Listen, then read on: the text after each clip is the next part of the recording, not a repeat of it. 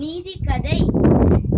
ஒரு ஊரில் சோம்பேறி ஒருவன் இருந்தானாம். அவன் எந்த வேலையும் செய்யாமல் தூங்குவதும் உண்குவதும் மட்டும் செய்வதால் அவனுக்கு ஏகப்பட்ட வியாதி வந்தன. வைத்தியர் வீட்டிற்கு கூட செல்ல சோம்பல்பட்டு வைத்தியரையே அவன் வீட்டிற்கு அழைத்தான். வைத்தியர் ஒரு பாட்டிலில் சூரணம் கொடுத்தார். எப்போதெல்லாம் வேர்க்குதோ அப்போதெல்லாம் இதை உண்ண வேண்டும். சூரணம் தீர்ந்ததும் வியாதி பறந்துவிடும் என்றாராம். சூரணம் என்பது நன்கு பொடி செய்யப்பட்ட மருந்து.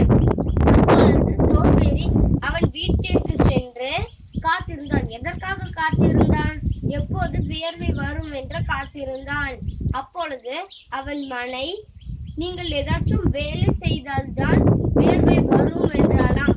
அப்பொழுது சோம்பேறி அவன் துணியை துவைப்பது, கடைக்கு போவது, தோட்ட வேலை பார்ப்பது, நிலத்தில் வேலை பார்ப்பது என்று எல்லா வேலைகளையும் செய்ய ஆரம்பித்தான்.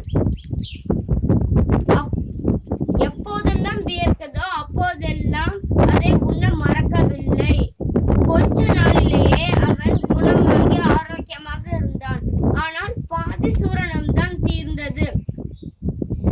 அவன் மீதி சூரணத்தை வைத்தியரிடம் கொடுத்தான். நான் எப்படி பாதி சூரணத்திலேயே குணமானேன்? நான் கொடுத்த சூரணம் உன்னை குணமாக்கவில்லை. நீ சுறுசுறுப்பாக வேலை செய்து உன் சோம்பல்தனம் உன்னை விட்டு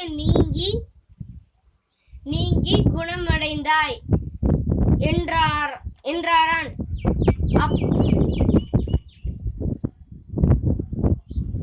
அப்பொழுது வைத்தியர், நான் கொடுத்தது சூரணம் இல்லை, வெல்லமும்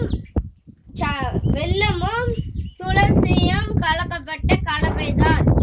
அப்பொழுது அவன் நன்றி சொல்லிவிட்டு வீட்டிற்கு சென்றான். நீதி. சோம்பல் நமக்குள் வந்து வியாதி வருவதற்கு முன் நாம் சோம்பலை விலக்கிவிட வேண்டும். நீதிமொழி. இளமையில் சோம்பல், முதுமையில் வருத்தம். நன்றி, வணக்கம்.